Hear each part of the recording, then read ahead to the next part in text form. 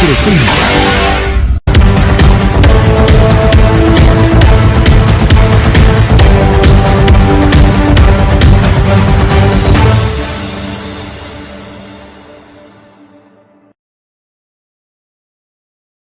Bienvenidos a tu noticiero favorito, el arte de la literatura al minuto. En este programa veremos temas muy interesantes.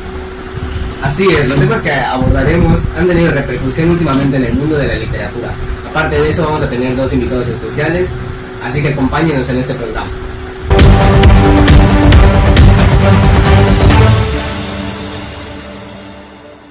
Los temas que veremos en este noticiero son la literatura en lenguas originarias de México, para recuperar nuestra identidad como persona. También veremos los poemas, mitos, tradiciones y luchas sociales que tratan de la narrativa de los pueblos originarios de México. También hablaremos de los elementos de los poemas de Nezahualcóyotl, que es un poeta muy conocido antiguamente. También veremos la narrativa de música popular, la chilena, el huasteco, la pirecua, el corrido y las bombas yucatecas. Empecemos este noticiero con una entrevista que hizo nuestro gran amigo Aarón Villalobos a una persona que habla la lengua maya. Vamos a verlo.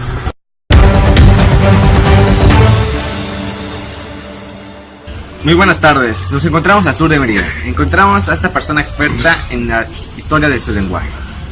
Preguntémosle por qué es importante la literatura en su lengua originaria. Muy buenas tardes, escuché que usted habla español y maya. ¿Podría decirnos por qué es importante el lenguaje maya en sí? El lenguaje maya es muy importante para mantener las viejas tradiciones vivas, y a pesar de que no hay mucha gente que lo hable, nos sirve para comunicarnos y entendernos. Además, hay muchos de los textos no traducidos que siguen en ese idioma. ¿Por qué es importante escribir en maya? ¿Has escuchado que original siempre es mejor? Además, se entiende que es más natural en ese idioma. Sientes como si estuvieras en el ambiente y en la época que has vivido. Aparte de eso, hay que prevalecer con las lenguas originarias, ya que nos recuerda a los tiempos atrás y nuestra identidad como descendientes de personas que hablaban este idioma en sí. Tujelkin. 3. Como pudimos observar, el lenguaje maya nos sirve para entender los textos y las jergas de este lenguaje mismo, aparte de comunicarse con las personas que tienen este idioma, aparte de prevalecer nuestra historia, nuestra cultura maya. Vamos contigo, Joaquín.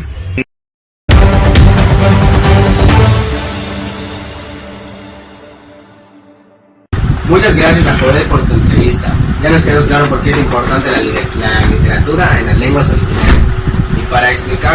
Y gracias por explicarlo hacia nosotros. Claro que sí, pero aparte de maya, existen otros idiomas que son el mismo caso. Es decir, se mantienen por lo mismo y otras cosas más. También, para explicarlo mejor, obviamente necesitamos a alguien que hable otro idioma externo de la región. Y pues ahora vamos a otra sección y pasamos a cortes comerciales.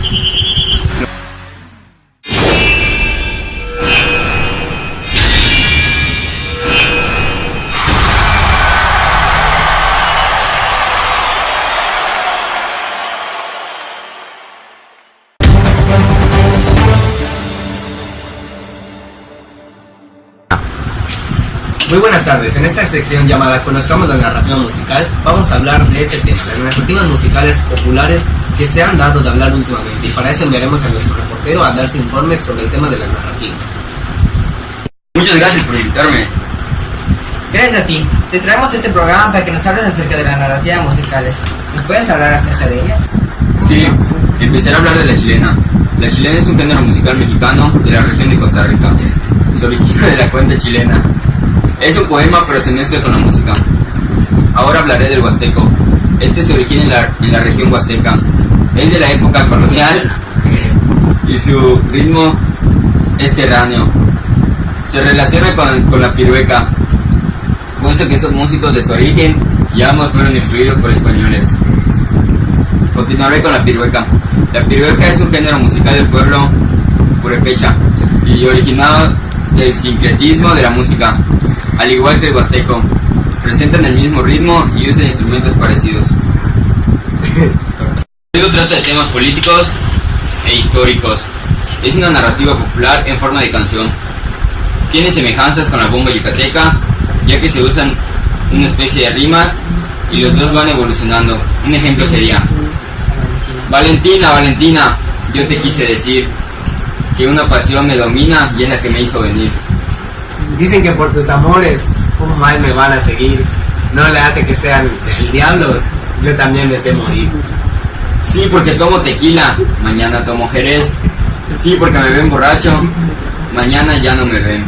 Valentina, Valentina, rendido estoy a tus pies. Si me han de matar mañana, que me maten de una vez. Ahora hablaré de la bomba yucateca. Es un dicho normalmente rimado de características utilizadas en Yucatán. Las semejanzas es que se relacionan con la rima y el juego de palabras. Un ejemplo sería: en esta boquita en flor que te ha regalado Dios, no hay ningún labio inferior, son superiores los dos. Bomba. Muchas gracias por invitarme a su programa. Así les pude mostrar un poco sobre de dónde vengo. Gracias a ustedes por llegar.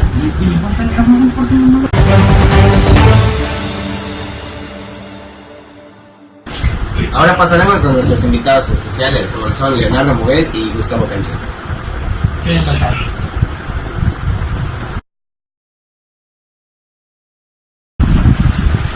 ¿Qué pasa, chavales? ¿Todo bien? ¿Todo correcto? Y yo que me alegro. Muy buenas a todos, guapísimos. Leonardo 777. Pues, gracias por invitarnos. Muchas gracias por asistir a ustedes dos.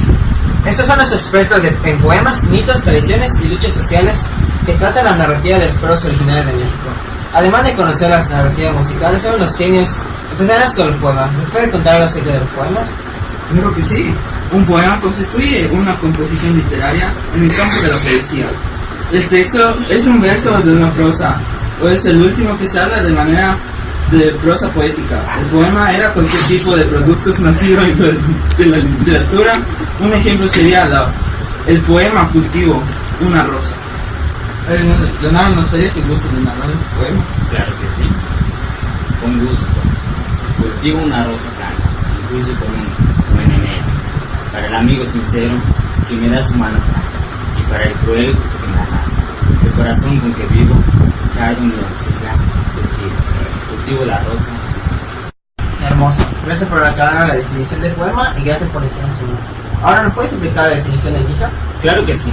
Un mito es un relato tradicional que se refiere a acontecimientos prodigiosos y protagonizados por seres sobrenaturales o extraordinarios, tales como dioses, semidioses, héroes, monstruos o personajes fantásticos.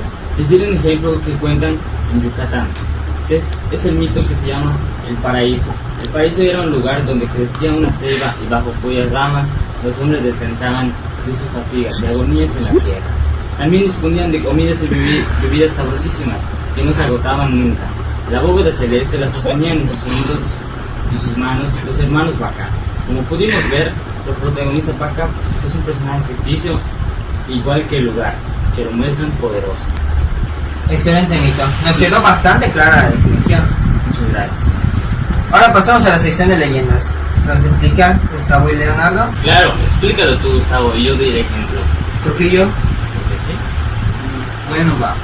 Una leyenda es una narración popular que cuenta un hecho real o una fábula adornada con elementos con su totalidad fantásticas o maravillosas de folclore y religión, que en su origen se transmite de forma oral. También se puede decir es una composición poética extensa que narra hechos legendarios.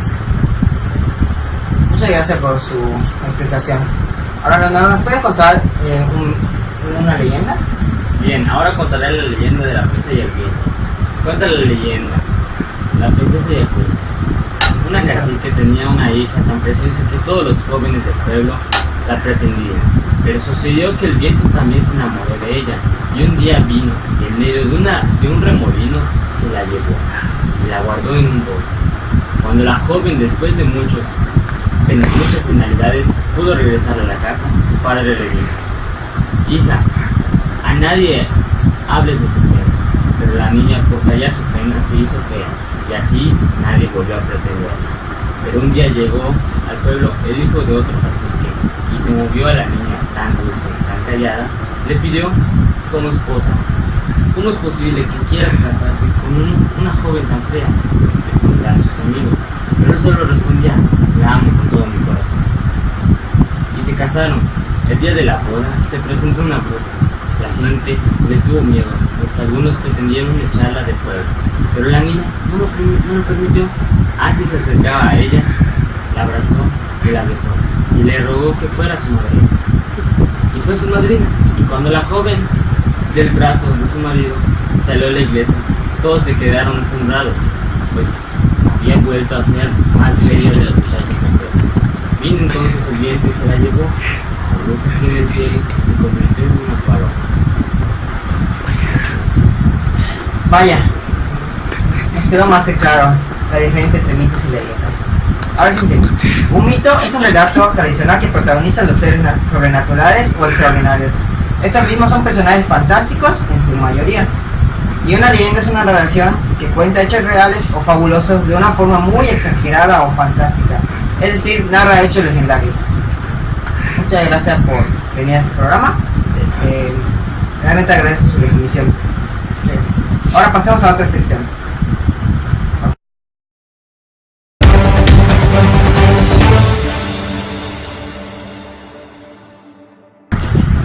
Ahora, bienvenidos a nuestra sección Elementos de los poemas.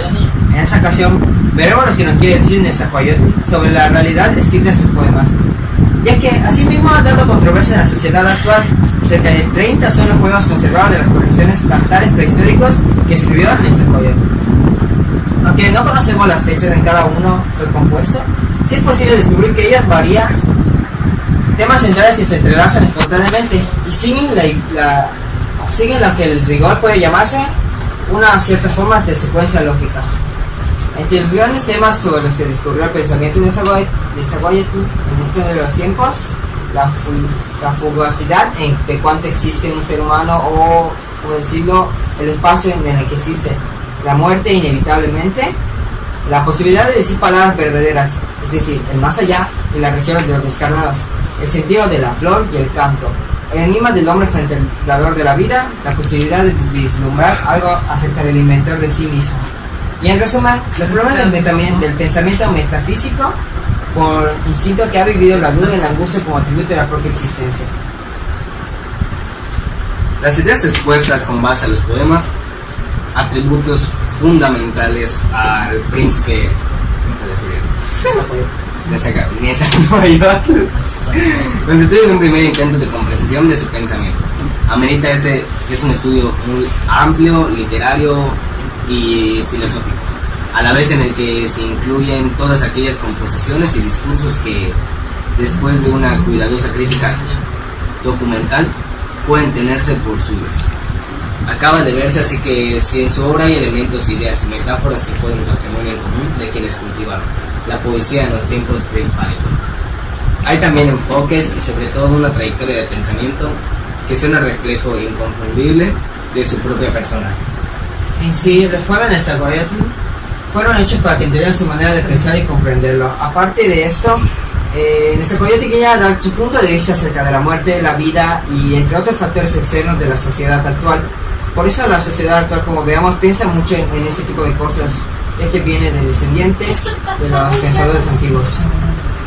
Sí, eso es todo. Pasamos a la siguiente sección. Bienvenidos a la sección de preguntas y respuestas con nuestro invitado especial, Gustavo Cancha. Un fuerte aplauso.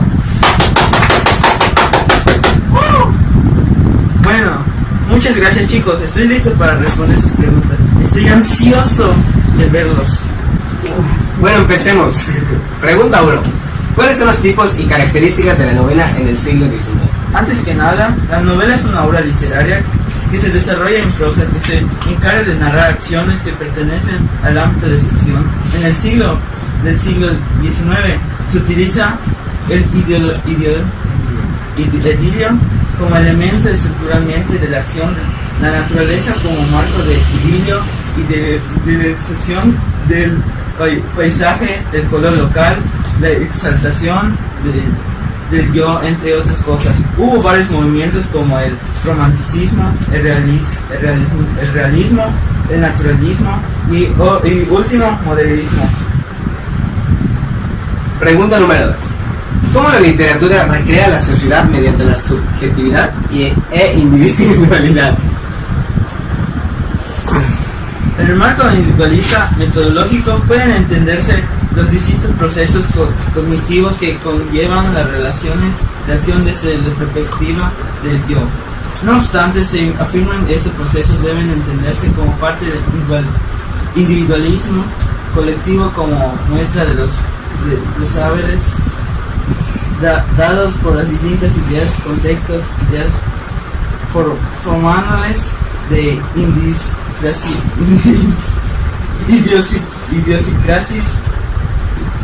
idiosincrasias y hechos sociales en 1995. Seguimos con otra pregunta y en este caso es ¿cuál es la relación entre la sociedad actual y la del siglo XIX? Sí, los textos fueron evolucionando de poco en poco. Antes que se hacían por movimientos, ahora se definen por género. En sí yo creo que la relación de la sociedad actual y del siglo XIX son los movimientos literarios, ya que aún se usan, pero en forma de géneros. ¿Te has comportado o experimentado emociones como los protagonistas de las obras relacionadas? Sí, me han presentado emociones, algunas obras literarias, tanto tristeza, enojo y así, dependiendo del ambiente. Por ejemplo, en la lectura del niño en pijama de rayas, presenta una trama atrapante que me hace ponerme en sus zapatos y conclusión que hace sentir mal y me llega al corazón. Técnicamente nos volvemos simpáticos con el protagonista. Muchas gracias por decirnos acerca y responder estas preguntas sobre la gente que tiene dudas acerca de esto. Realmente fue muy original sus respuestas y pues obviamente hace que tengamos conciencia de lo que acaba de decir, que la gente tenga conciencia sobre los temas de la literatura antiguamente y los de actualmente, y sobre los sentimientos. Muchas personas igual sienten a las literaturas distintas, obviamente todas, pero la mayoría dependiendo del tema. Muchas gracias por venir hoy. Gracias por sintonizar el programa. Como conclusión y cierre del noticiero de hoy, hablaremos algo de que la gente de la lectura se pregunta comúnmente: la influencia de los cambios sociales del siglo de la literatura y del siglo XIX y XXI. Nos enfocaremos en la lectura de Frankenstein, escrita por Mary Shelley en 1823. Uno de los cambios sociales del mismo siglo es que se implementó un nuevo género de la cultura llamado ciencia ficción y dio un paso a que se generaban más géneros. De hecho, gracias a esa obra, Mary Shelley se volvió conocida y escribió más libros originales. Otros cambios que podemos hablar sería de la influencia que estas obras daban, ya que esta misma hacía que nuevas personas que se unieran a escribir novelas y así avanzar en la literatura hasta llegar a donde ya estamos. Durante el tiempo de fabricación de esta lectura se crearon varios movimientos, como vendría siendo el romanticismo, que tenía ideas diferentes a otros elementos y lo juntaban, haciendo de estos un tema específico. El día de hoy los movimientos literarios no existen, pero se fue tomando y avanzando, haciendo que se clasifiquen en temas como el día de hoy.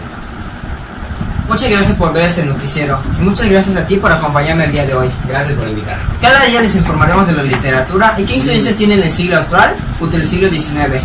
Entre otros temas, yo soy Jared y él es Enrique. Nos despedimos hasta la próxima. Pero sin más decir que estaremos siempre todos los días a las 9 de la noche, horario México. Gracias.